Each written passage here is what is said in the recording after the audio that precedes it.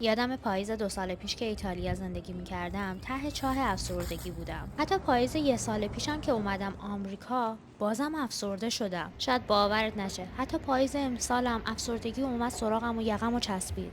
ولی امسال به خودم گفتم بسته دیگه، نمیشه که هر سال 3 ماه افسرده باشی. حتما یه چاره ای هست. این تکرار افسردگی های پاییز یه تصادف نیست. دلیلش اینه که بدن ما مثل دفتر خاطرات میمونه.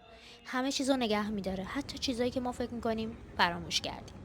مثلا اون روزی که رفتی بیرون و تصادف کردی، یا اون روزی که فهمیدی عمر رابطه تموم شده، یا مثلا اون اگه روزی که فقط من اومدی بیرون. تیر خوردم. صداها، بوها، رنگها، حتی هوای سرد پاییز میتونه برای من اون زخم قدیمی رو بیدار کنه. حالا ساده شد. بدن من هر پاییز برمیگرده به اون لحظه. در واقع بدن من میخواد مطمئن بشه من الان جام امنه. اینجاست که جمله معروف کتاب بدن فراموش نمیکنه معنی پیدا میکنه.